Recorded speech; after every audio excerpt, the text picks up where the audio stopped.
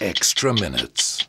I mean, you think about the hundreds of stories that Grant has produced on TV over the years about sick kids.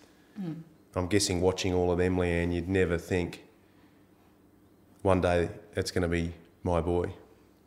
Never in a million years. And well, who would think that? You never would ever contemplate that happening to you, and it did. So, and not in terms of what Grant does, but just generally, you never think it's going to happen to you. And 2 years ago, Rory and I sat in this lounge room and watched the telethon, the Sydney Kids Hospital telethon, and watched similar stories. And Rory said, "Mum, can we ring up and give some money to this?" And I went, "Yeah, sure." So he rang up himself and I don't know, donated $50 or something. And so the last time the Gold Week telethon was on, he was donating money to other kids. Yeah, 2 years ago. Yeah, I'd say.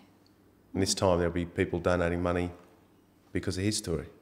Well, hopefully. We hope that's the case. We hope that's the case.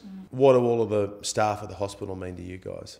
I have this overwhelming sense of comfort when I walk into the place, into the Kids Cancer Centre. It's a very strange thing to say, but I have this overwhelming sense of comfort because, people have asked me this sort of question before, and all I can really use as an analogy, it's like I'm in a life raft at sea, which is my child's cancer, and I'm floating around, of course with my family in it with me, but I'm floating at sea with no help in sight.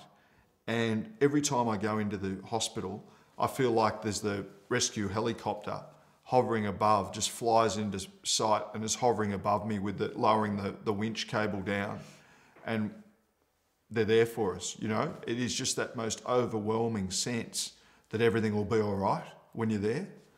And that's just the sense I get every time I walk into the place. Having not been there for a couple of weeks, you walk in and you just feel, hallelujah, here, What can you say about him, Leanne, about all of the staff? When you're there, you feel like you're in this little bubble, and it's very secure and very comfortable because you're in such good hands. And I think coming home after hospital was a little bit like coming home after having a baby. That you're on your own, and so what Grant was saying is probably quite a good analogy that. Sometimes we're a little adrift at home, but when you're in there, you're in really good hands. And it's not a place you choose to be, but when you're forced to be there, there's nowhere else you want to be.